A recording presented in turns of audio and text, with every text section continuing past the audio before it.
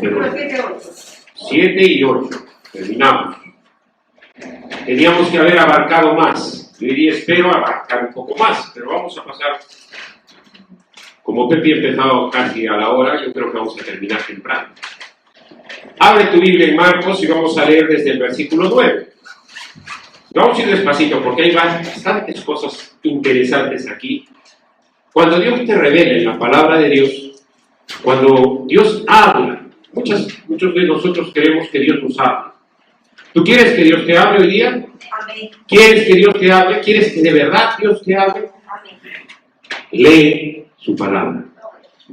Lee su palabra. No esperes que te hable audiblemente. Puede ser que te hable audiblemente. Yo no digo que no. Te habla al corazón, te habla adentro. Yo no estoy diciendo eso. Pero más es por su palabra. Cuando te habla por su palabra, audiblemente después comienzas a sentirlo dentro de ti. Va diciéndote todo lo que la palabra se te ha revelado, el Espíritu Santo ha abierto tus ojos y lo vas mirando. La palabra es interesante. No sé, pero cada día yo estoy más enamorado de la Biblia, de cada uno de los versículos que vas leyendo. Si te paras con cuidado, encuentras miles de cosas. Vamos a abrir nuestra Biblia en Marcos, el Evangelio de Marcos, capítulo 1, versículo 9. Dice, aconteció en aquellos días que Jesús vino de Nazaret de Galilea y fue bautizado por Juan en el Jordán. Luego, cuando subía del agua, vio abrirse los cielos y el Espíritu como paloma que descendía sobre él. Y vino una voz de los cielos que decía, tú eres mi Hijo amado, en ti tengo complacencia. Y luego el Espíritu lo impulsó al desierto. Y estuvo allí en el desierto 40 días y era tentado por Satanás. Y estaba con las fieras y los ángeles le servían. Después que Juan fue encarcelado, Jesús vino a Galilea predicando el Evangelio del reino de Dios, diciendo el tiempo se ha cumplido. Y el reino de Dios se ha acercado. Arrepentíos y creed en el Evangelio. Andando junto al mar de Galilea, vio a Simón y a Andrés su hermano, que echaban la red en el mar, porque eran pescadores. Y les dijo Jesús, venid en pos de mí, y haré que seáis pescadores de hombres. Y dejando luego sus redes, le siguieron. Pasando de allí un poco más adelante, vio a Jacobo, hijo de Zebedeo, y a Juan su hermano, también ellos en la barca que remendaban las redes. Y luego los llamó, y dejando a su padre Zebedeo en la barca con los jornaleros, le siguieron. Amén. Ahí vamos a ver. Padre, bendice tu palabra en el nombre de Jesús. Que tú puedas traer, Señor, comprensión. Abre nuestros ojos espirituales. Abre nuestro corazón. Haz que entendamos qué quieres tú darnos hoy día para cada uno de nosotros. Bendito seas en el nombre de Jesús. Amén. Cuando lees la palabra, ¿te acuerdas? Un repaso rápido este es el Evangelio de Jesucristo. Se le pone a Marcos lo escribió. Se cree que es el primer Evangelio que se escribió. Y te acuerdas lo que dijimos el domingo pasado, que era rápido, que estaba escrito a la iglesia de Roma, a los gentiles. Marcos había sido discípulo ¿de quién? Era Emanuel, de Pedro. Era el que escribía los relatos de Pedro, las prédicas de Pedro, todo lo que hablaba Pedro. Y él lo escribe, el Evangelio con una razón, llegar a los gentiles de la iglesia de Roma, de donde estaba el imperio. ¿Te acuerdas que su madre tenía una casa? Y si no, a la prédica del Facebook, que está ahí puesta, en el YouTube, y del domingo pasado. Y te vas a enterar más cosas de lo que era en ese momento la vida ahí, en Roma, en la iglesia, y lo que quería enseñarnos Marcos. Dentro de eso, dijimos que usaba términos del imperio. ¿Por qué? Porque quería presentar a Jesucristo como el rey, el monarca. Evangelión, las buenas nuevas. ¿Te acuerdas que hablamos que eran las buenas nuevas que traían? Dichosos los pies de los que traen la paz. y explicamos cómo era eso. Pero después, en la época ya del primer siglo, siglo I es cuando estaba Jesús. Entonces, en ese siglo, evangelio se transformó la palabra. Ya no solamente eran las buenas nuevas, ya no era cuando uno corría, ya no era eso. Se utilizaba el evangelio, para la ascensión de un rey al trono. Y él, lo que quería Marcos era decir aquí que el gran rey, Dios soberano, Jesucristo, tenía una nueva era. Que él comenzaba un reinado diferente.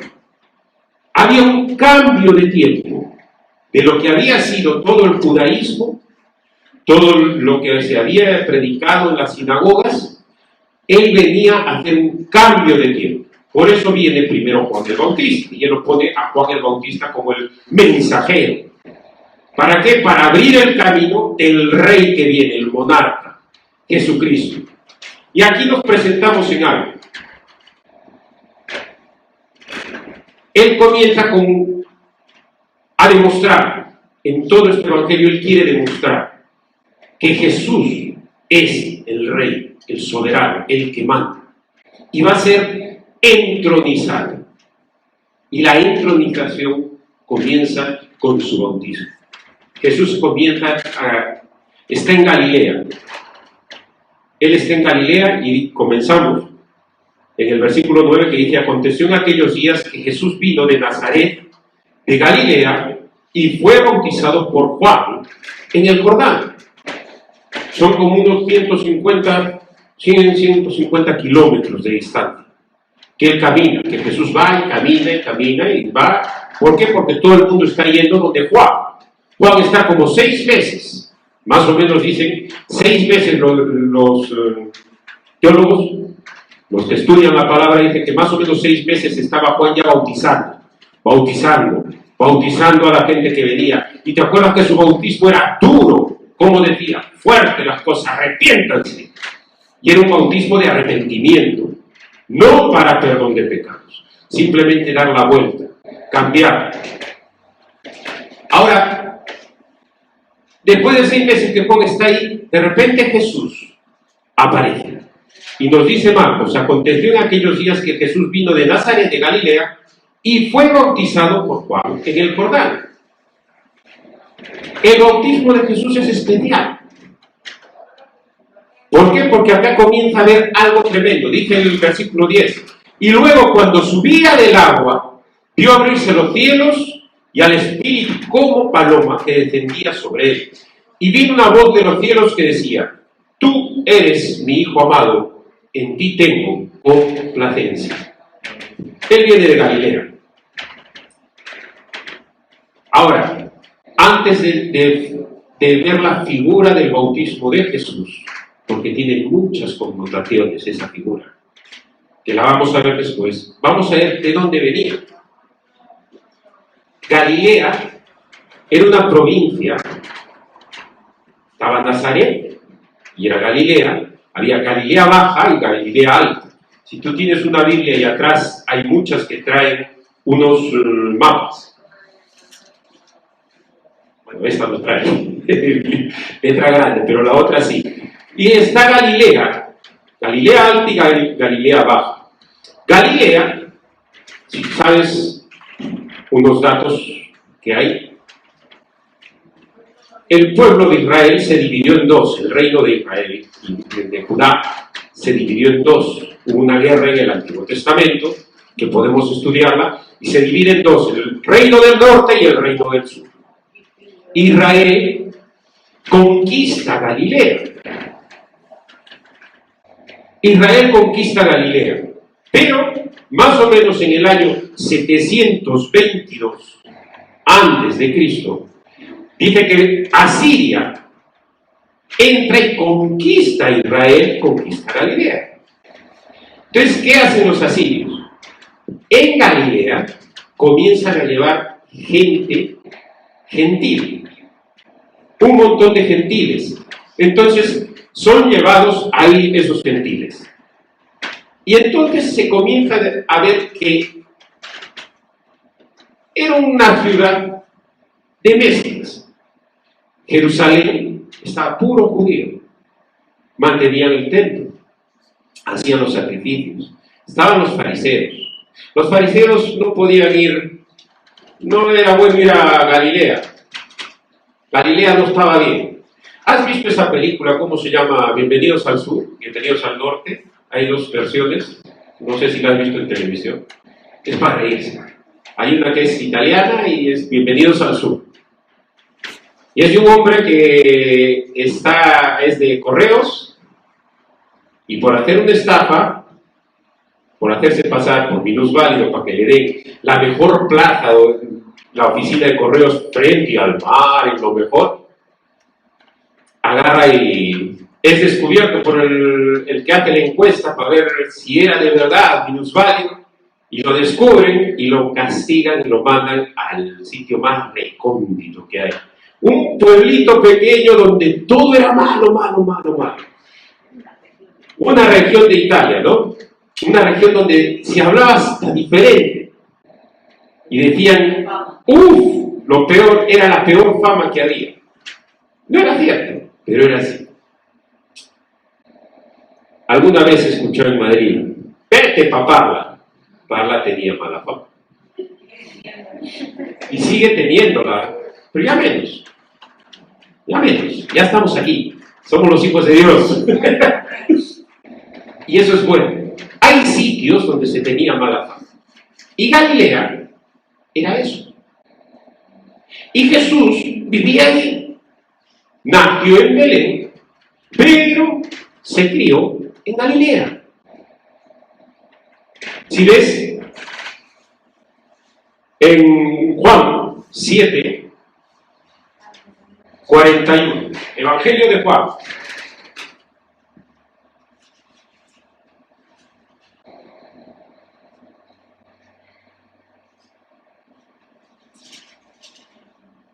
Versículo 41. Otros decían, este es el Cristo. Pero algunos decían, ¿de Galilea ha de venir el Cristo? ¿No dice la Escritura que del linaje de David y de la aldea de Belén, de donde era David, ha de venir el Cristo? La gente se asombraba. ¿De Galilea? ¿Cómo es posible? ¿Cómo es posible que de ese sitio, de tanto gentil, vaya a venir el Cristo? ¿Qué es lo que esperaba? ¿Te das cuenta cómo muchas veces tenemos un conocimiento erróneo de lo que Dios puede hacer? Hizo nacer en Belén, una ciudad, una aldea pequeñita, de Belén, se cumplió. Se fue a vivir a Nazaret, a Galilea, y de Galilea, un pueblo donde hay gentiles. ¿Cómo habrá sido su infancia? Sin embargo, Juan se fue a vivir al desierto. Parece que desde muy joven. Se supone que sus padres eran mayores y deben haber fallecido. Y Juan solo en el desierto, hasta que Dios le habla en el desierto, como vimos el domingo pasado. Juan sabe que Jesucristo, que Jesús, él lo sabe, es el Mesías. ¿Por qué? Porque seguro sus padres le hablaron, seguro sus padres le dijeron la profecía, seguro sus padres le dijo, María vino, tú saltaste en mi vientre, apenas lo viste saltaste, tú estás destinado a esto. Juan lo sabía y se encomendó toda su vida a hacer lo que debía hacer, buscar y abrir el camino para el rey. ¿Quién lo sabía? Lo que pasa es que Juan no lo conocía a Jesús. No lo había visto. Todos esos años que pasaron, los 30 años casi, no lo vio a Jesús. Juan no lo conocía. Dice la palabra en Lucas 3.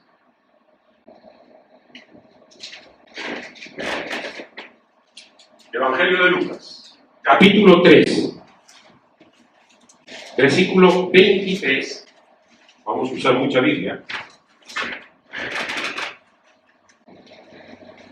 Dice, Jesús mismo al comenzar su ministerio era como de 30 años. Hijo, según se creía, de José, hijo de Elí. Lucas 3:23 es el primer encuentro que se ven ahí, después de Galilea. Ahora, Galilea, después voy a encontrar dónde está Juan, que dice que no lo conocía. Me parece que está en Mateo. Y entonces Juan no lo conocía, no lo había visto. 30 años que no se habían visto. Pero físicamente no sabía quién era. Él no sabía cómo venía.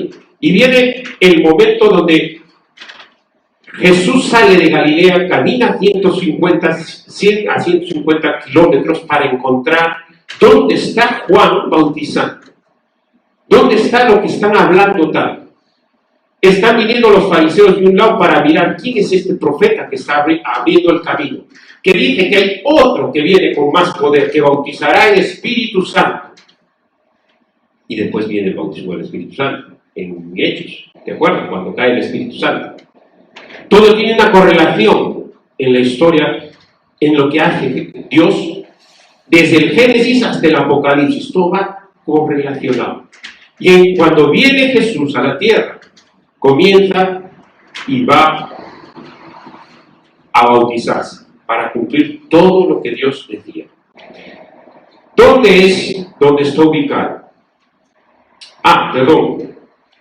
Los gentiles, Galilea era una ciudad de gentiles. Y preguntarle, ¿de ahí de Galilea va a salir algo bueno? Se les había olvidado una profecía que está en Isaías. En Isaías, capítulo 9, versículos 1 al 2.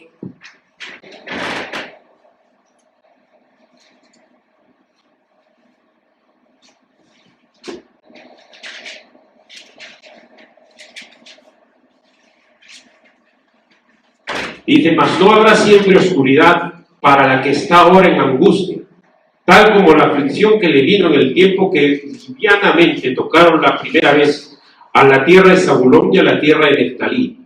Pues al fin llenará de gloria el camino del mar y aquel lado del Jordán, en Galilea de los gentiles. El pueblo que andaba en tinieblas vio gran luz. Los que moraban en tierra de sombra de muerte, luz resplandeció sobre ellos. ¿Te acuerdas cuando Jesús dijo, escudriñad las Escrituras, que ellas hablan de mí? El autor de la Biblia, Dios mismo, estaba diciendo, escudriñad las Escrituras. ¿Tú te das cuenta cómo es tan necesario escudriñar la palabra de Dios? Porque toda la palabra nos va a hablar de Jesucristo. Desde el Génesis hasta el Apocalipsis nos va a hablar de Cristo. Porque todo en el universo es cristocéntrico. ¿Sabes lo que es cristocéntrico? Es nuestro Cristo cósmico. Todo el universo por Él prevalece. Por Él fue creado y para Él es. No hay otra forma. No hay otro sistema. Y entonces hay un momento donde se comienza a provocar la venida a la tierra, que es su nacimiento, y después comienza su ministerio. Tenía que morir Juan, o sea, ser encarcelado aquí Juan, que después es muerto, es ajusticiado, le cortan la cabeza. Esa es otra historia. Pero acá Marcos está diciendo, comienza su ministerio y lo presenta en una entronización. Comienza con una entronización tremenda. Dice la palabra que él vino a donde Juan y a ser bautizado. Fue bautizado por Juan en el Jordán. Es muy concreto Marcos. Y dice, y luego cuando subía del agua, vio abrirse los cielos y el Espíritu como paloma que descendía sobre él, y vio una voz de los cielos que decía, tú eres mi hijo amado, en ti tengo complacencia. La figura que se abre aquí es como una figura de la coronación de un rey. es la coronación completa de un rey. ¿Por qué es interesante? ¿Cómo fue? Cruzó,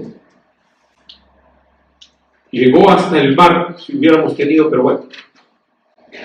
Tenemos en el plano, Nazaret está a un lado, haz de cuenta que está aquí, ¿vale? Nazaret.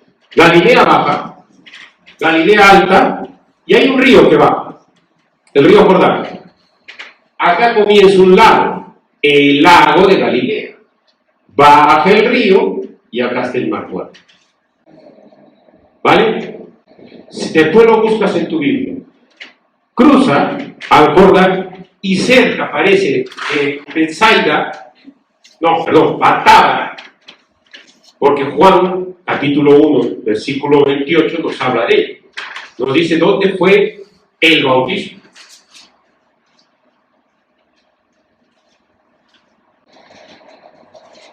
Juan 1.28 nos está diciendo, dice, estas cosas sucedieron en Betábara, al otro lado del Jordán, donde Juan estaba bautizando. O sea, había un lugar específico donde Juan iba y comenzaba a bautizar. Y de repente Jesús aparece. Ahora, Marcos nos dice rápido, fue donde Juan fue bautizado y de repente el cielo se abrió. Eso le importaba a Marcos. Se abrió el cielo. Bajó el Espíritu Santo en forma de paloma y se escuchó una voz que decía, este es mi Hijo amado. Marcos le interesa pasar todo rápido y decirnos cómo fue, que ya se bautizó y cómo pasó la entronización, cómo lo coronaron como rey. Cómo Dios Padre y el Espíritu Santo y Dios Hijo se juntan y se ve una coronación real. Acuérdate, estaba escribiéndoles a los romanos, pero pasa así. A él le interesa eso. Acuérdate, Juan no conocía a Jesús y te dije que lo iba a ver. Juan 1.33, Mateo, Marcos, Lucas, Juan. Los evangelios, comparación de evangelios. Juan 1.33. Yo no lo conocía, pero el que me envió a bautizar con agua, aquel me dijo, sobre quien veas de entender el Espíritu y que permanece sobre él, este es el que bautiza con el Espíritu. Amén. Al que veas de entender. Yo no le conocía. 30 años sin conocerse. 30 años, siendo familia, uno viviendo en un lado y otro viviendo en otro lado, uno viviendo seguro que más cerca a sus padres en Jerusalén, porque Juan se tuvo que ir al desierto, como decía, vivía en el desierto cuando sus padres seguro fallecieron, eran mayores, él se retiró al desierto, a lo que sus padres le dijeron que era, y él escuchaba la voz de Dios en el desierto, escuchó ahí, él mismo dice que estaba en el desierto, y se dedicó a lo que era, y 30 años sin conocerse. Jesús era de la de Galilea, de Nazaret, pero cuando llega Jesús, hay algo. Juan creció en el desierto, Lucas 1.80. Porque todo lo que digamos tiene que estar aquí en la Biblia. No podemos quitar ni poner una tilde. Lucas, capítulo 1, versículo 80. Hay 80 versículos en ese capítulo. Dice, y el niño crecía y se fortalecía en espíritu y estuvo en lugares desiertos hasta el día de su manifestación a Israel, preservado en el desierto. Dios le hablaba ahí a Juan. Él lo que decía, comía langostas y miel silvestre, y vivía con pelo, traje de pelo de cabello, como Elías, exactamente igual, pero eso ya lo dijimos la vez pasada. Lo que pasa es que no se conocían, uno se fue al desierto, el otro a Galilea, separados completamente. Y él no sabía hasta el momento que lo ve, como él dice, cuando veas al que se posa el Espíritu Santo y permanece en él. Le dice el Señor. Y Juan se le opone. Veamos en Mateo 3:14. Mateo capítulo 3, versículo 14. El 13 podemos leer. Dice, entonces Jesús vino de Galilea a Juan, al Jordán, para ser bautizado por él. Mas Juan se le oponía, diciendo, yo necesito ser bautizado por ti, y tú vienes a mí. Juan se le oponía, y era lógico, tenía que oponerse, porque Juan sabía que el que venía delante no tenía pecado, no tenía razón de bautizarse, no tenía pecado. Juan bautizaba para arrepentimiento, no para salvación. Era por arrepentimiento, dar la vuelta. Acuérdate la semana pasada, arrepentimiento, vas por una carretera y das la vuelta, porque te has equivocado de dirección. Eso es arrepentimiento. Y Juan decía, para arrepentimiento, dejad de hacer las cosas. ¿Te acuerdan cuando les dije a los soldados que les decía? Si tienes 2 túnicas, no cobréis más. Si tienes 2 túnicas, da una de las túnicas, da de comer. Si tienes mucha comida, da de comer a los demás. Arrepentimiento, arrepentimiento y obras. Ese era el bautismo de Juan. Y de repente aparece Jesús. Y Juan lo ve. No lo conocía, pero ve que el Espíritu Santo se posa sobre él. Y él se opone y dice, yo veo que tú eres santo. O sea, Juan, imagínate cómo estaba inundado del Espíritu Santo. También Juan, cómo Dios le hablaba. Y lo que veía espiritualmente, porque lo ve sin pecado, sin mancha, el Cordero de Dios, el Santo. Y Juan se opone, porque es su lógica. La lógica de Juan era, ¿cómo te voy a bautizar a ti? Si tú me tienes que bautizar a mí, yo tengo que ser bautizado por ti. Era la lógica que tenía. Juan se le comenzó a oponer. Ahora, ¿por qué Jesús, si vamos a Marcos, por qué Jesús fue a bautizarse? Podía no haberse bautizado. Era una afrenta para los judíos que Juan les diga que se bautice. Acuérdate cómo era el bautismo.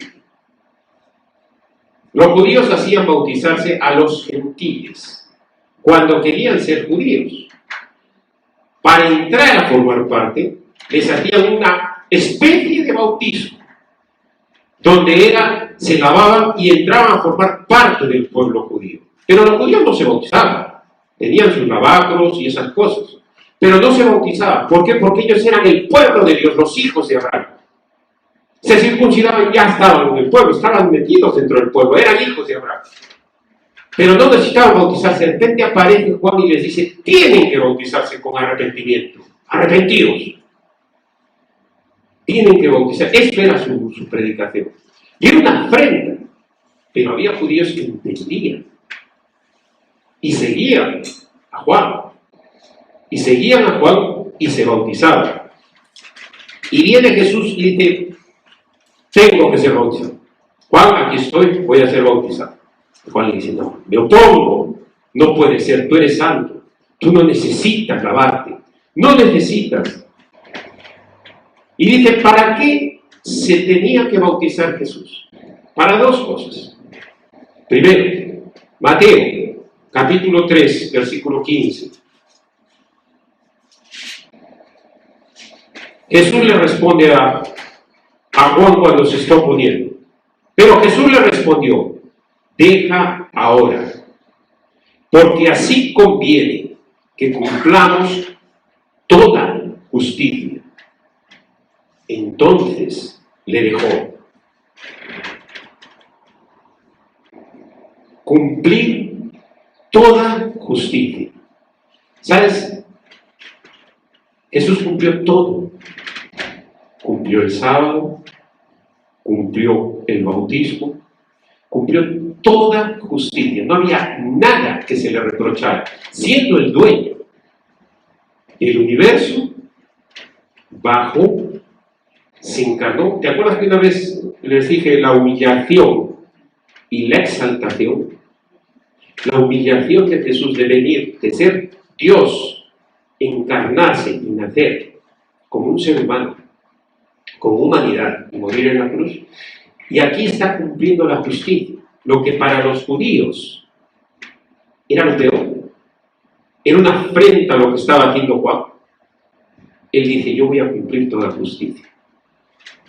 Juan 5:30.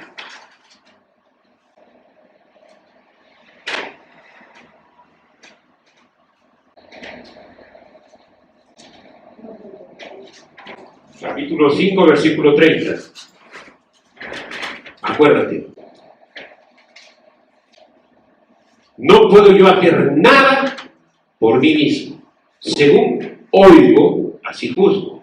Y mi juicio es justo, porque no busco mi voluntad, sino la voluntad del que me envió, la del Padre. Cumplir toda justicia. ¿Qué era eso? Que el Padre, Dios Padre, quería que su Hijo cumpliera toda justicia, porque era la única manera de que podría salvarnos. La única manera que podía ser el Cordero de Dios. No había otra persona, no podía ser ninguno. No, tenemos. No podía ser ninguno. ¿Por qué razón? Porque cualquier persona nacía con pecado. Sin embargo, Jesús nació sin pecado, el Santo de Israel. El único que podía ser era Dios mismo encarnándose. La tercera persona de la Trinidad bajando a la tierra, humanizándose, humillándose y dando su vida por nosotros. Ahí es cumplir toda justicia, hacer la voluntad del Padre. ¿Por qué? Porque el Padre tenía que ser satisfecho la justicia de Dios. Cuando fue a la cruz, fue cargado todos nuestros pecados. Fueron imputados encima de él. Él no cometió ni un solo pecado, pero murió por todos los de la humanidad. ¿Para qué? Para que la justicia de Dios sea satisfecha. Dios es justo. Y siendo justo, no puede pasar por alto nada. Una mentira nuestra tiene que ser pagada. Una mentira de nosotros, un pequeño pecado que tú llames, tiene que ser pagado. Y por ese pequeño pecado tienes que morir. Y la justicia de Dios es satisfecha, porque Dios es justo y santo. Ninguna persona, ningún animal de los que mataba, pagaba por el pecado. Ninguno de los que sacrificaban en el Antiguo Testamento pagaba por el pecado. Solamente lo tapaba, lo cubría, no lo pagaba. Solamente lo cubría mirando a Jesucristo en la cruz. Entonces, así Él dice, tengo que cumplir toda justicia. Él sabía para qué estaba en la tierra. Y segunda cosa, porque se identificó con los pecadores. Primero con la aldea. ¡Ay! ¿De Galilea va a salir algo bueno? ¡El Mesías! No es posible. Comenzó a vivir con los pecadores. De ahí salía. Segunda de Corintios 5:21.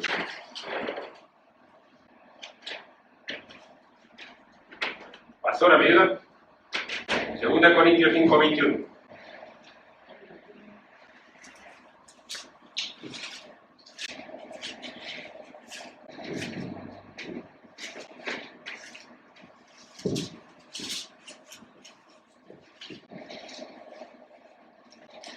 ¿Lo tiene? Al que no conoció pecado por nosotros, lo hizo pecado, para que nosotros fuésemos hechos justicia de Dios en él. Amén.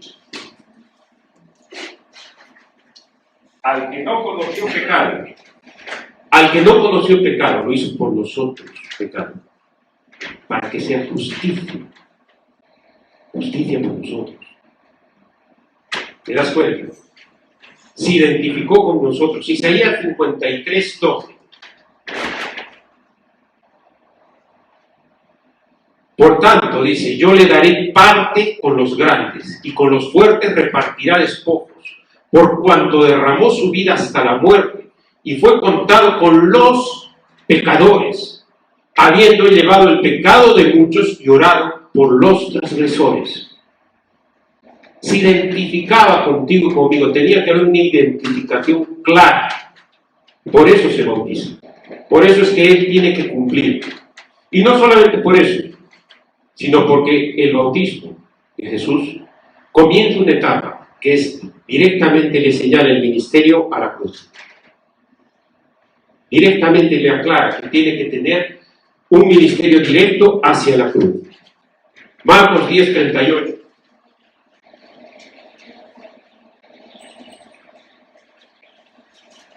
Él mismo dice: entonces Jesús les dijo, no sabéis lo que pedís. ¿Podéis beber del vaso que yo bebo? ¿O ser bautizados con el bautismo con que yo soy bautizado? ¿Podéis sumergiros a hacer lo que yo voy a hacer? ¿Podéis? El bautismo con el que yo voy a ser bautizado, y se estaba refiriendo a la cruz. El mensaje de la cruz. Ahora, hasta ahí hemos visto parte del bautismo. Dice que él fue, entró al agua y salió. Y en el Evangelio de Lucas nos habla de cómo fue la coronación. Imagínate la coronación divina. Imagínate cuando, ¿te acuerdas cuando el príncipe Felipe recibió la coronación de parte de su padre? No vimos corona, no vimos esto, ¿no? No vimos nada de eso, pero vimos cómo su padre aplicaba y le pasaba el testigo a él. Y lo vimos cómo en las cortes se hizo. ¿Te acuerdas? ¿Te acuerdas cómo fue todo el mundo mirando en la tele? O cuando has visto en las películas Coronación Divina. Eso fue el bautismo de Jesús. Juan, bautizando. Y aquí Marcos nos habla claramente, rápido, de cómo fue. Fue bautizado y se abrió el cielo y ya está. Pero en Lucas, capítulo 3, también nos habla, los evangelios hay que verlos unos con otros, hay que comparar. Algunos ponen unos datos más que otros. Lucas 3:21 dice, aconteció que cuando todo el pueblo se bautizaba, también Jesús fue bautizado. Y orando, el cielo se abrió. ¿Qué estaba haciendo Jesús? Orando. Orando, mientras era sumergido, Jesús estaba orando. Seguro que acá lo estaban viendo los demás. Seguro que estaba orando. Ahora, todos los demás estaban escuchando. Una cosa que me olvidé de decir, Galilea era un sitio de pescadores, de gente de pescadores. Pero todos se hablaba en esa época el arameo, que es parecido al hebreo, es similar. Es como decir el español y el italiano, algo parecido, que se podía más o menos entender. Era el que es el arameo. La lengua que era común, como el inglés de hoy en día, en esa época, era el griego. Entonces los discípulos, todos los discípulos de Jesús y todos los de Juan, sabían los dos idiomas, por lo menos eran bilingües de nacimiento. Pero había un tercer idioma, que era el latín. ¿Por qué? Por la ocupación romana. Roma había ocupado, entonces ellos eran la lengua latina. Y por lo menos el latín básico hablaban. ¿Cómo te imaginas que era esa generación? Lo que ahora muchos de nosotros no somos bilingües. Estamos chapurreando el inglés. Pero ahí hablaban 3 idiomas en esa época. 3 idiomas. Qué inteligentes, qué tremendos. Entonces Jesús seguro que su oración estaba en arameo. Y seguro que la estaba diciendo en voz alta. Seguro que los demás escuchaban la oración. Porque si no, Lucas no lo hubiera apuntado. Hubiera dicho, fue bautizado y ya está. Y vemos ahí la acción trinitaria. Padre, Hijo y Espíritu Santo. Ahora, dice que vio abrirse los cielos. Juan 1:32. No solamente lo vio Jesús, porque muchas películas he visto como Jesús, en alguna película, se ve a Jesús que mire, se abre el cielo, baja la paloma y los demás dicen, ¿qué está pasando? ¿Qué está pasando? No. Juan 1:32 dice, también dio Juan testimonio diciendo, está hablando Juan, vi al Espíritu que descendía del cielo como paloma y permaneció sobre él.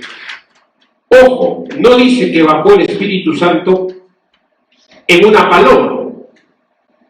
No está diciendo eso. En ningún momento el Evangelio ha puesto la paloma como captadora del Espíritu Santo. Dice que vio forma de paloma. ¿Por qué? Porque el Espíritu Santo puede haber sido como una nube en forma de aleteo, pero bajar suavemente es lo que quería decir cuando dice paloma, que bajar lentamente y se posaba y se quedaba. O sea que puede haber sido como una nube, una cosa suave. Y dice que vieron abrirse los cielos. Y abrirse es una palabra en griego que es chisto. S-C-H-I-Z-O,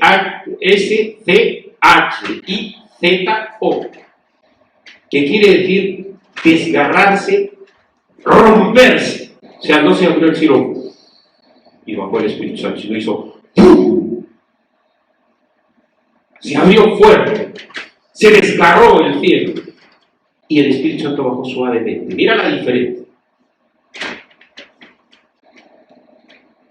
La misma palabra para abrir los cielos la utiliza Marcos en el 15:38, capítulo 15, ya decía a Lucas. Marcos 15.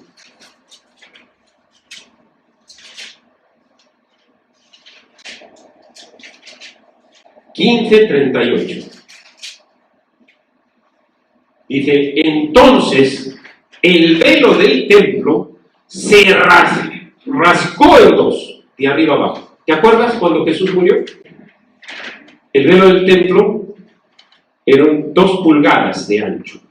Eso no lo cortabas con una tijera. Cuando Jesucristo murió, ese velo que separaba la presencia del lugar santísimo se abrió de arriba abajo. La misma palabra es la que utiliza cuando el cielo se abre. Se quiso ¡ra! Toda la gente tiene que haberlo visto y haberse quedado impresionado. Y de repente algo como una paloma baja. Y enseguida escucha una voz. Este es mi Hijo amado, en quien tengo complacencia. Coronación total de Jesucristo como Rey. Coronación total de cómo Cristo es ungido como Rey. Él no necesitaba unción, era santo. Él tenía una unción divina, pero fue ungido por el Espíritu Santo. La Trinidad comienza a funcionar. Isaías 61:1.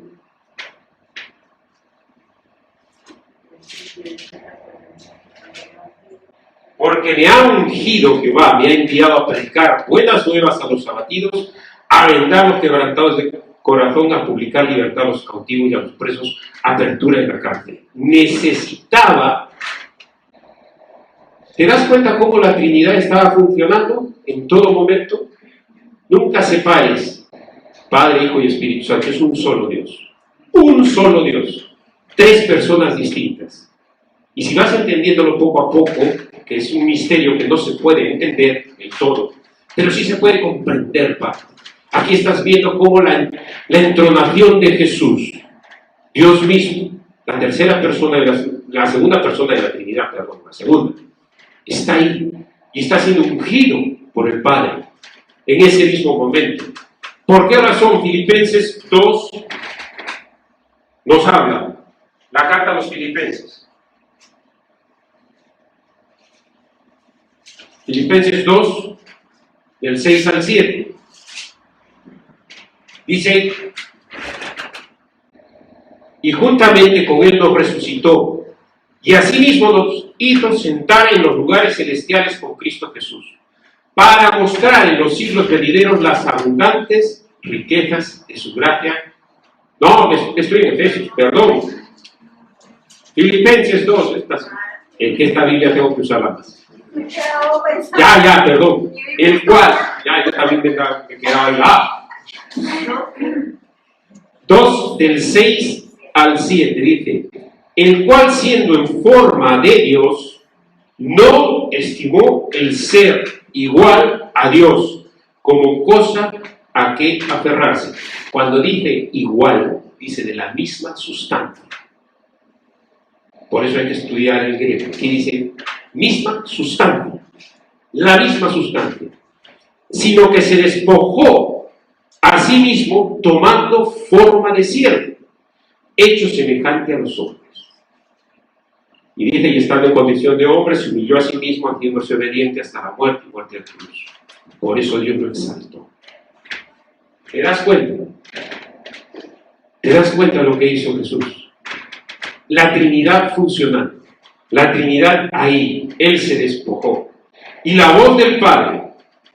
¿Para qué fue la voz del Padre? Juan 5:32.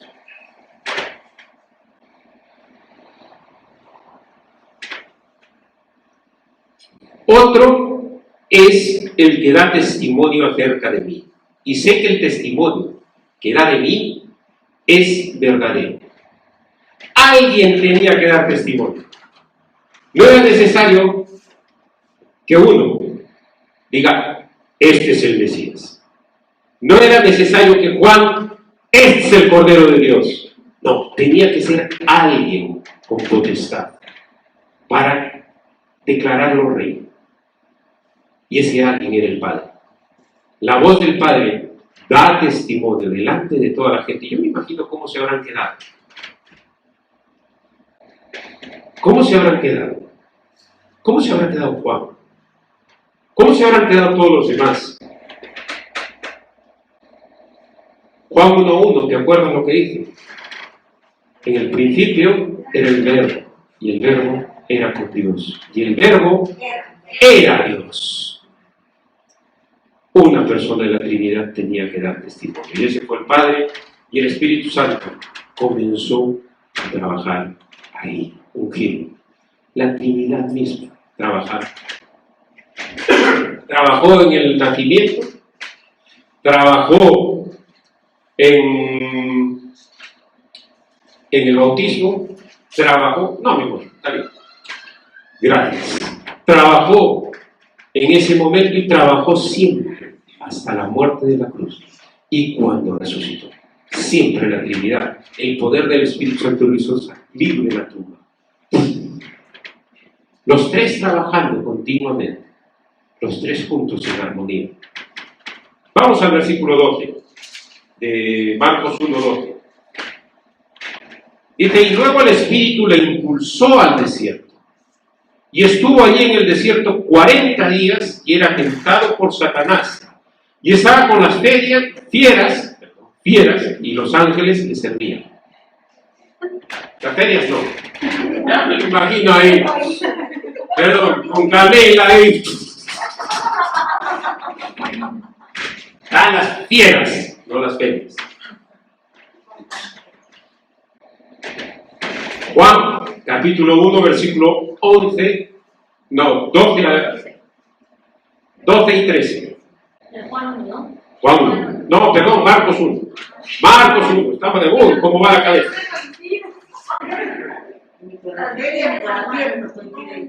Mateo 4, 1, No, Mateo. Mateo.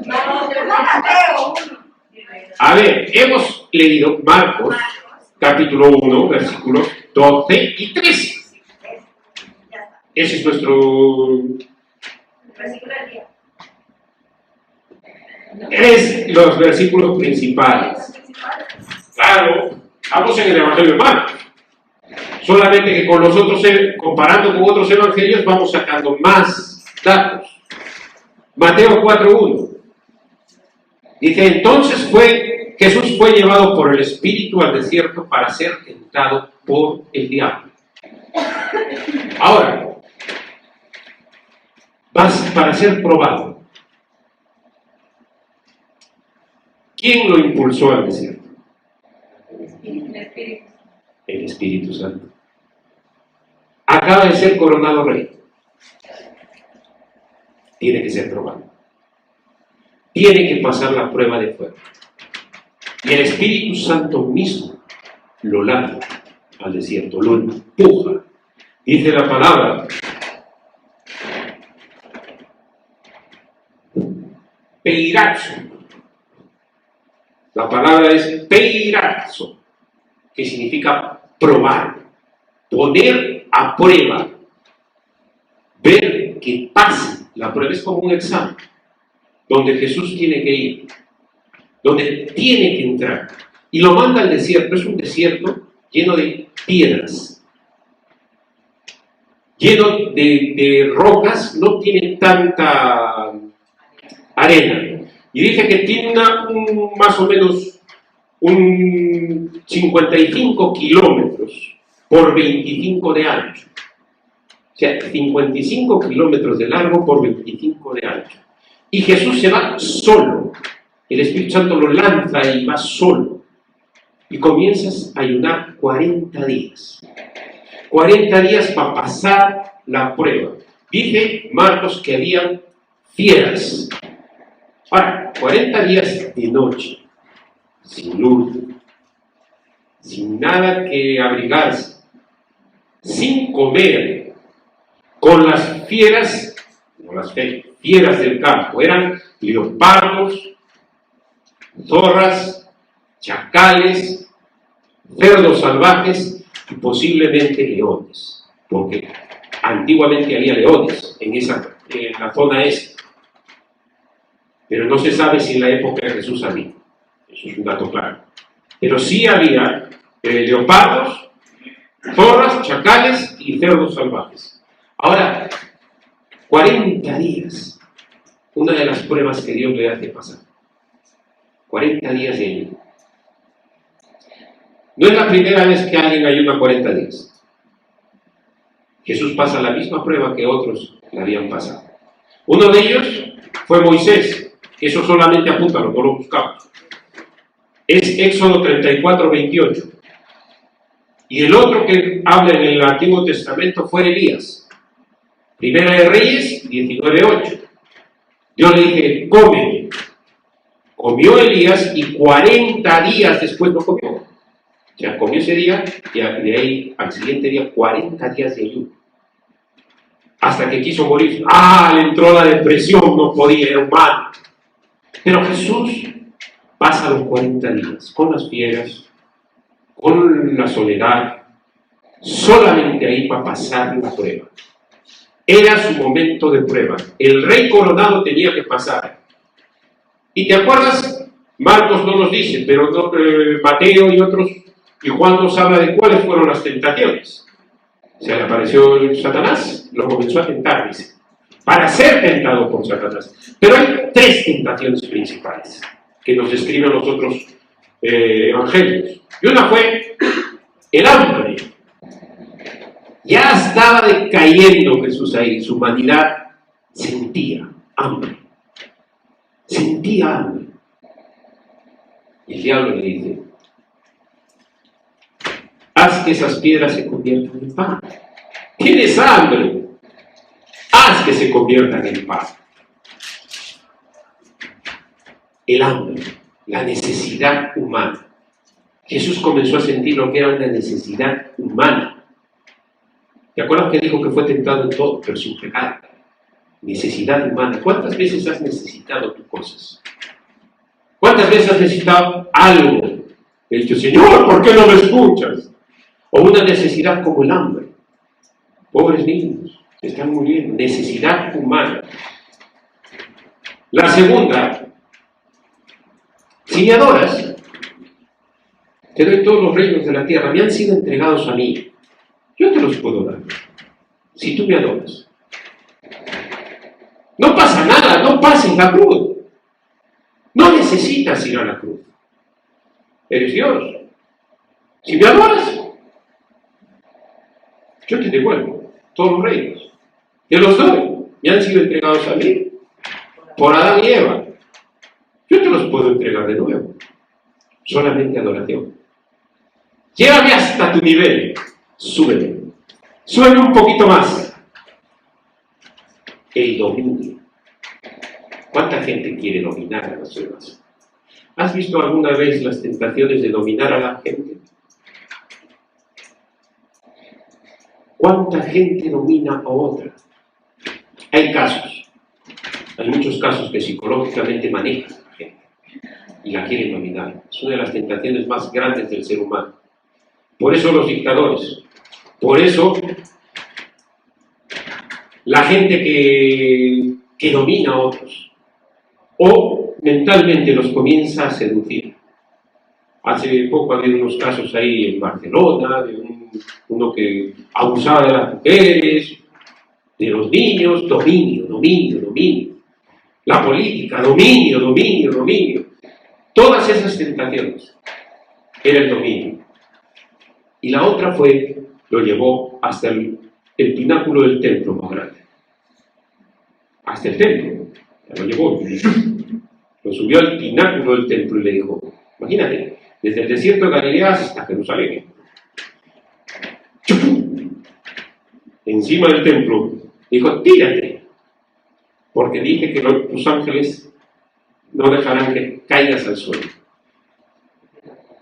El otro pie de pie. Una demostración pública. Porque eso hubiera dicho, ¡wow! ¡Es el Mesías! Todo el mundo. El Mesías vino. Y hubiera sido coronado. Hubiera sido entregado a su reino. Pero Jesús no cayó en ninguna de las tentaciones. Porque él necesitaba llegar a la cruz. Nada podía interponerse. ¿Cómo después de ser coronado pasa directamente a ser tentado, a ser probado? El éxito de la misión de Jesús era ser humillado para ser el siervo sufriente que va como oveja sin abrir ni siquiera su boca para quejarse. No fue solamente esas veces tentado, fue muchas veces más durante toda su vida, todo su ministerio, los 3 años de ministerio que tuvo. Lucas 22, 28 nos aclara un versículo.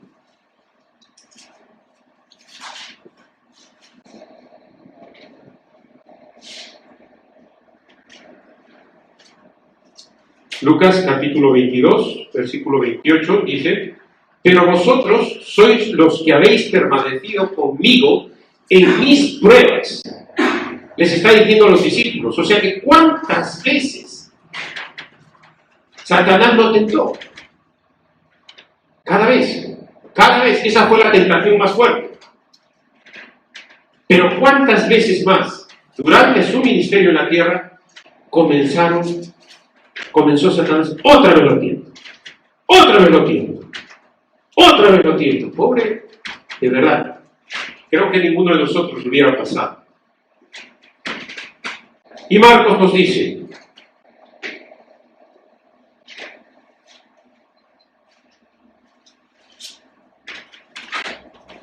que cuando terminó, dice, y estuvo, en el versículo 13, de Marcos 1, y estuvo allí en el desierto 40 días y era tentado por Satanás y estaba con las fieras. Y cuando termina dice, y los ángeles le servían. Lucas 4:13 nos los explica también bien.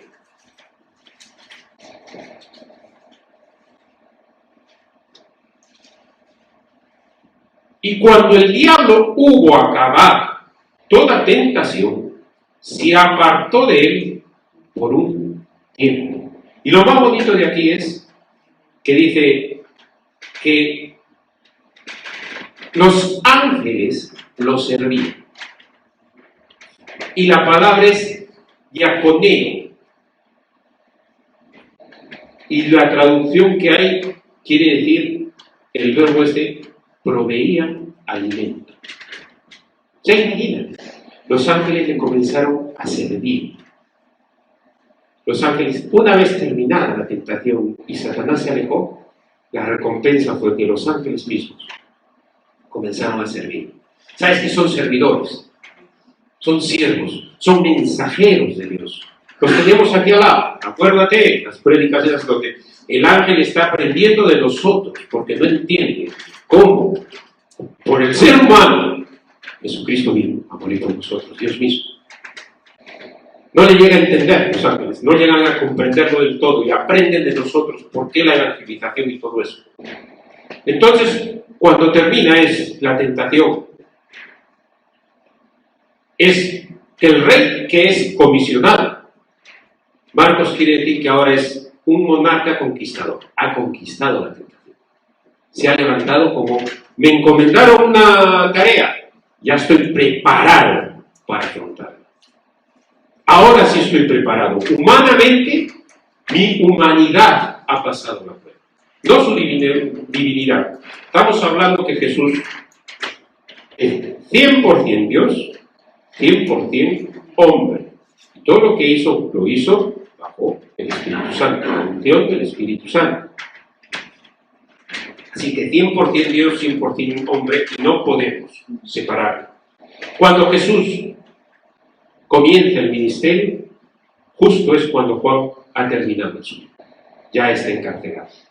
Ya está encarcelado. Versículo 15 dice, y es importante este versículo, solamente algunas cosas. Y de ahí pasamos a lo siguiente rápido para terminar, porque hay varias cosas interesantes aquí.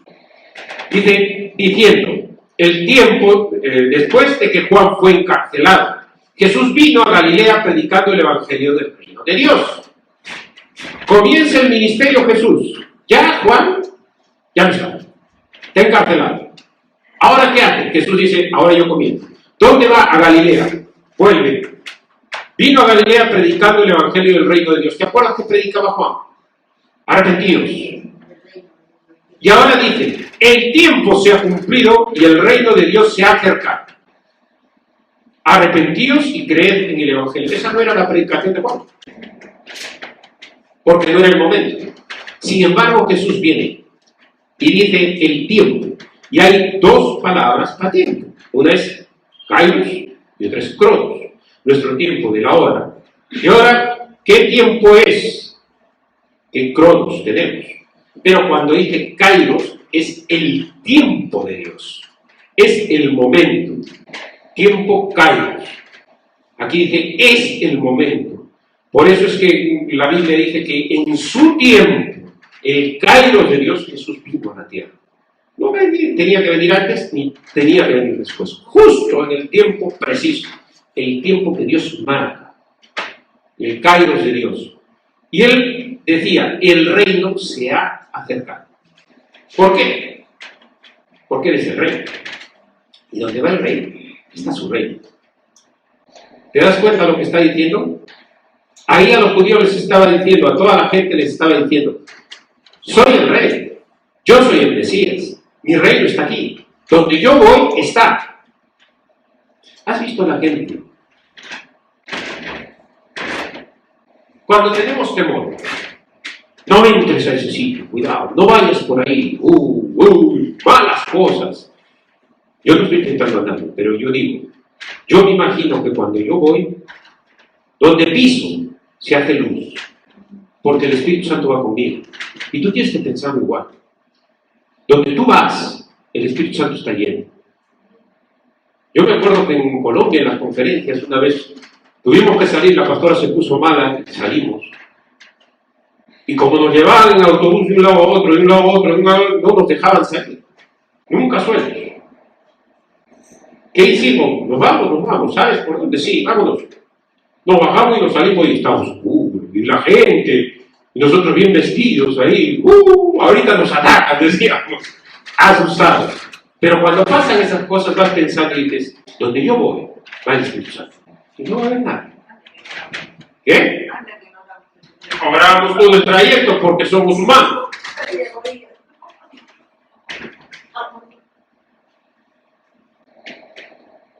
Y él explicaba algo. Solamente una cosa voy a decir ahí. El reino de Dios se ha acercado. Yo donde esté el rey, está el rey. Y dice, arrepentíos. Dar la vuelta. Lo mismo que decía, cambien la actitud. Pero dice algo más.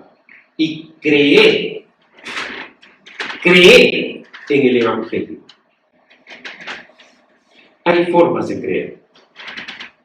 Hay algunas formas de creer. ¿Sabes? Para creer, tú crees. Ahora hay terraplanistas, ¿has visto? Vale. ¿No creen que la Tierra es redonda? La vez pasada le estaba diciendo a la pastora, voy a ser terraplanista, o voy a ser negacionista, como voy jugando. Primero porque la Biblia dice que la Tierra es redonda.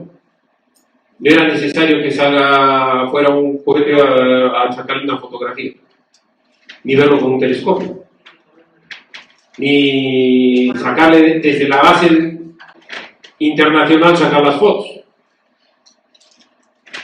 La Tierra es redonda porque la Biblia lo dice. Dios está sentado sobre el cielo. Ya está. ¡Pum! Si lo dice, está. La Biblia es más clara. Más que Colón y todo. Ahora, para creer, si yo quiero creer que la Tierra es plana, tendría que tener información. Y si tengo información, la voy a comparar. Y entonces creo. Y acá está diciendo Jesús, creer en el Evangelio. Primera cosa, hay que tener información del Evangelio. ¿Qué es el Evangelio? Y no solamente eso. La segunda cosa es, si tienes ya esa información, ahora tienes que confiar en esa información. ¿Tú te acuerdas? Alguna vez he contado la historia del hombre que puso la cuerda y comenzó a cruzarla. Ya había una mujer ahí que ¡bravo! Sí se puede, todo el mundo bien, sí puede, y pasaba la cuerda el funambulista de un lado a otro. ¿Y creen que puede ir para atrás? Sí, para atrás. Y después con los ojos cerrados, sí. Y ahora con una carretilla, sí. Y ahora con una persona en la carretilla, sí. Y le dijo, vale, ¿usted cree a la señora? Sí, súbase encima. Eso es difícil. Nosotros tenemos que subirnos a la carretilla. Creemos. Muchos que nos quedamos en la información del Evangelio. Nos quedamos en la parte donde, sí, me parece bien Jesús. Leo mi Biblia. Oro. Estudio. ¿Me viene un problema? ¡Ay, dónde está Dios! Cree en el Evangelio. Cree que Él está manejando todo. Que Él está al corriente. Que no se cae un pajarillo a la tierra sin que lo sepa. Que no se te cae un pelo en la ducha sin que lo sepa. Que Él sabe las facturas que tienes que pagar. Que Él sabe las enfermedades que te van a dar. Que Él sabe cómo vas a sufrir. Si te ha dado o no el COVID, si no te va a dar. Lo sabe. Eso es Evangelio, buenas nuevas. Hay alguien que maneja todo y está a cargo de mi vida. Y creo, me he subido a la carretilla. Él puede pasar la cuerda tranquilamente. No se va a caer. Yo voy a ir seguro en Él. Eso es creer en el Evangelio. Ahora nuestra humanidad muchas veces dice, pero no ve. Hermanos, hay que creer en el Evangelio. Él está en perfecto control. control. No hay nada que se le escapa. Ni siquiera cuando hemos fallado. Ni siquiera cuando le fallamos a Dios se le escapa. Porque Él va a producirlo todo para beneficio tuyo. Nos ama. Esas son las buenas nuevas. Él está en control. Y es importante, estábamos leyendo más abajo. Dice, andando, el versículo 16, Marcos 1:16.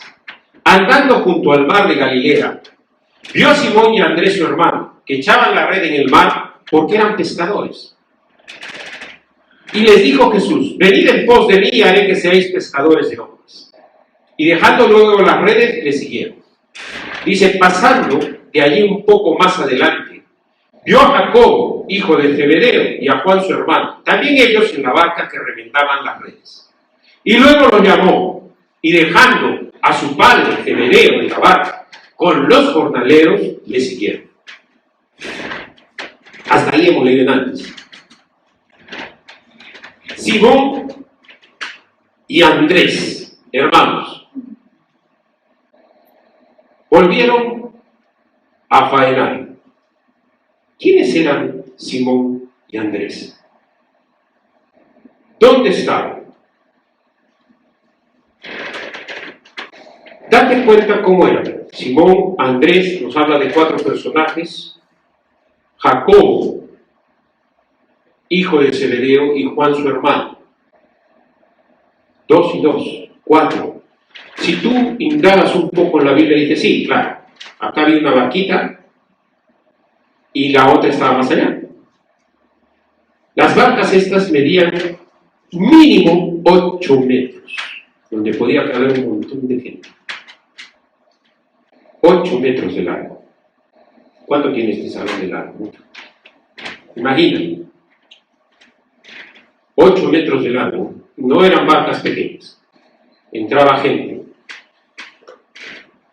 Simón y Andrés. Dice Juan, el Evangelio de Juan, capítulo 1.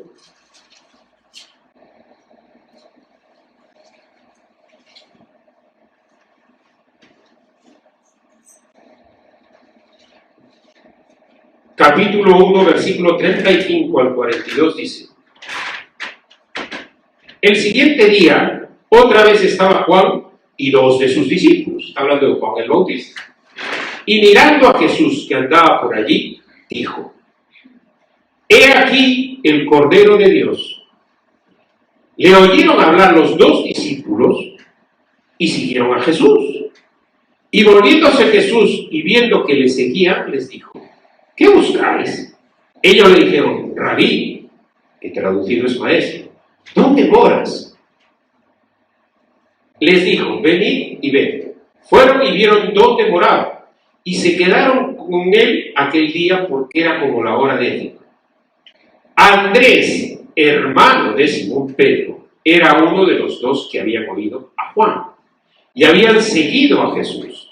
Este halló primero a su hermano Simón y le dijo: hemos hallado al Mesías, que traducido es el Cristo, y le trajo a Jesús. Jesús ya lo conocía antes. Jesús estaba empezando el ministerio, ya había sido bautizado, y los discípulos de Juan, seguro Juan seguía con sus discípulos antes de ser encarcelado, y lo vieron, y les dijo: este es el Cordero de Dios, seguidlo. Y ellos fueron, Andrés fue, y dice: encontré al Mesías. Se quedó con Jesús. Conocía quién era Jesús. Entonces, cuando vamos al Evangelio y vemos el llamado eficaz de Dios, es que ese día pasó Jesús y les dijo: Andrés, ven, tú me conoces, es el maestro, vamos, sigámonos. Y dejaron todo y fueron. Ahora, ¿quiénes eran los 4 estos que había? ¿Sabes? Es interesante que buscó pescadores. Nos dice que Zebedeo, el padre, se quedó con los jornaleros. Pero algo más nos dice la palabra de Dios. Lucas 5:10.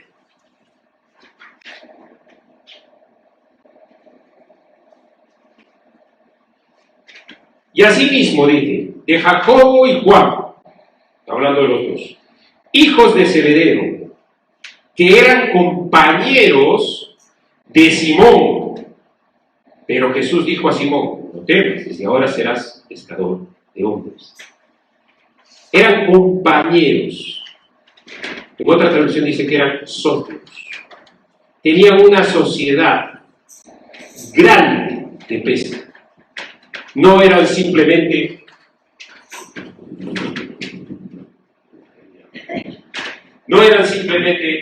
dos pescadores y dos más allá. Era una compañía de pesca, una buena compañía de pesca. Imagínate, eso es lo que había. Era grande. Y lo dejan al padre. O sea que, acuérdate, Jacobo y Juan, hijos de Zebedeo, después les dice que eran los hijos del trueno, o sea que tenían carácter, se levantaban temprano, eran pescadores, sabían pasarlas fuerte. Pedro también, o sea que era una compañía lucrativa.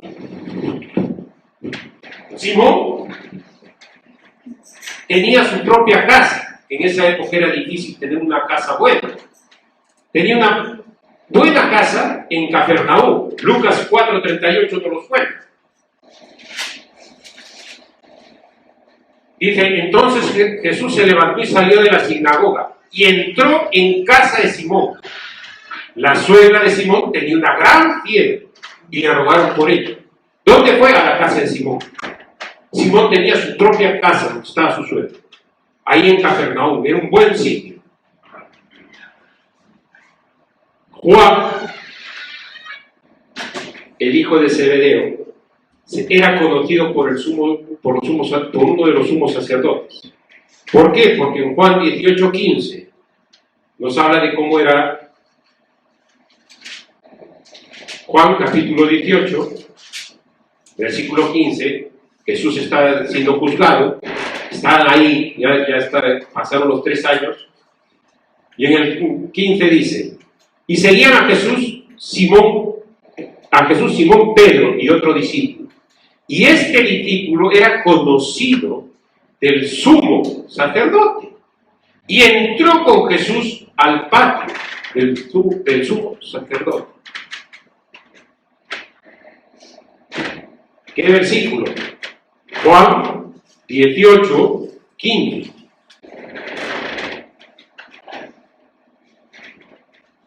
Y el Flavio Josefo nos dice, ¿sabes quién es Flavio Josefo? Un historiador judío. Él habla de Jesús en sus libros. No cree en Jesús, pero habla mucho de Jesús y habla de esas cosas. Y nos dice que en el mar de Galilea, en esa época, habían 330 barcas. Imagínate, 330 barcas. Y ahí pasa Jesús, imagínate. Y a los dueños de una compañía les dice, sigan. Dejan al Padre con los jornaleros. Ustedes sigan produciendo. Por eso es que cuando Jesús muere y ellos ven que ha muerto, vuelven a su compañía, vuelven otra vez a sus barcas, no a la barquita, sino el negocio nos ha fallado. Qué pena, vamos a volver otra vez a nuestro seguro de vida. Hay que volver otra vez a nuestro seguro de vida. Pescadores, con una compañía grande, una flota grande de barcas. Imagínate toda la prosperidad que tenían, pero el llamamiento eficaz de Jesús les dice, seguid, y yo os haré pescadores de hombres. Y ellos dejan todo en el momento y lo siguen. El llamado eficaz, la autoridad con que predicaba Jesús. ¿Cómo había escuchado Andrés que era el Mesías? Hemos encontrado al Mesías. Lo dejamos todo porque el reino va a cambiar. En este momento todo va a cambiar. La esperanza que tenía. ¿Te das cuenta la entonación de Jesús? Lo hermoso que es la palabra cuando lo vas escuchando y vas viendo. Se pescaba con 2 clases de redes. Una era la que era barredera. Una de las lanchas se ponía, otra más allá, se ataba la red, tenía pesas debajo Y de repente una de ellas comenzaba a dar la vuelta y arrastraba toda la red y tiraba todos los peces para afuera. Y los sacaba a la orilla. Y de ahí ya se contaba el pez, se utilizaba, no se comía mucha carne. No se comía mucha carne, en esa época se comía mucho pescado. Se salaba. Y dice que era un manjar. En Roma llegaba. Dice que una carta de Alejandría a Roma duraba 3 días en llegar. Imagínate cómo era. Saltaban barcos cada rato. Las comunicaciones eran rapidísimas. Hoy día mandas una carta y no llega hasta los 5 días. Hoy si van en avión. Pero los caminos de Roma, lo que se hizo, el Imperio Romano lo que adelantó, se podía hacer. Pablo por eso viaja tanto. Por eso había una comunicación tremenda. Y entonces, y había otra forma de pescar, que era la que Pedro estaba usando. Eran las redes como si fueran paraguas. Tiraban la red, iban sacando. Tiraban la red, iban sacando. Y en esta ocasión él estaba haciendo eso, cuando le dice, venid y os haré pescadores de hombres. Y la palabra que utiliza para pescador es Yalío. En Marcos, capítulo 1, versículo 16 y 17, es Yalío. Y les está diciendo en el original, alguna vez ellos tienen el mar de Galilea y están pescando, sacando peces. Y Jesús le dice, venid y os haré pescadores de hombres. Pero lo que les está diciendo es, la palabra esta significa que, ¿has visto cuando la mar se llena de peces alguna vez en algunas charcas, ríos? De repente se retira y los peces quedan en el pozo, en las pozas esas, muriéndose. Y hay gente que viene y los coge y los devuelve al mar. Ahí es la palabra que Jesús les está diciendo. Yo les voy a ayudar a salvar peces. Él quiere decir, yo los haré pescadores de hombres, para salvar peces, o sea, para salvar personas. Para salvar al que se quiere ahogar. Para salvar al que, cuando ha venido la marea, lo ha dejado a ese pez. Eso es lo que quería decirles Jesús. Y eso es a lo que nos llama a nosotros. Eso es a lo que de verdad el Evangelio nos toca. Es donde nosotros entramos a callar. Es donde Jesús transformó el Evangelio. Por eso Marcos lo está explicando. Y lo manda a escribir este Evangelio para que todos los gentiles entiendan que la visión que hay ahora es evangelizar y salvar gente. Ayer hablamos de lo que es la predestinación, cómo está Dios, todo eso. Pero el Evangelio nos dice por la locura de la predicación. Y nosotros hemos sido llamados a hablar el Evangelio a los demás. ¿Cuánta gente hay alrededor tuyo que no cree en Dios? ¿Cuánta gente que no ha escuchado? ¿Cuánta gente está ahora atormentada por el temor del virus, por el temor de la economía, el temor del trabajo? Se está acabando todo. No hay una voz de esperanza. Sin embargo, nosotros somos los llamados a ser pescadores de hombres. Porque, y no te preocupes, porque los más ignorantes que eran los pescadores hablaban 3 idiomas, pero no tenían conocimiento. Pablo era el que era inteligente. Sin embargo, todos esos discípulos se volvieron los primeros teólogos que escribieron esto. Porque el poder del Espíritu Santo puede transformar totalmente. Él no necesita gente instruida, necesita gente dispuesta a dejar esas redes, dejar lo que está haciendo su trabajo, lo que se está ocupando día a día y seguir. Sigue a Jesús. Sigámoslos en el Evangelio. No te digo que dejes el trabajo, pero que no sea lo que te ocupa más. Que tu predilección sea Jesucristo. Porque hay gente que se está muriendo sin Cristo en esta época. Hace falta evangelizar, hace falta un montón. Antes se hablaba de Dios en los colegios. se hablaba de Dios en la universidad, se hablaba de Dios en el gobierno, se decía que Dios te bendiga, se hablaba. Hoy día nadie habla de Dios. Nadie puede decir, ni por la voluntad de Dios, nada de Dios. Necesitamos más pescadores de hombres que nunca. Que nunca. Y ahora no están los Pedros. Necesitamos Pedros. Juan. Necesitamos los hijos del trueno que se levanten de verdad, que dejen todo, que te levantes y puedas decir, soy cristiano y te vengo a presentar a Jesucristo. Él me ha llamado a ser pescador de hombres. Él me ha llamado a hablar del Evangelio. Tienes que hacerlo. Tienes que hacerlo porque es nuestra misión. Es para lo que estamos. Es para lo que vivimos.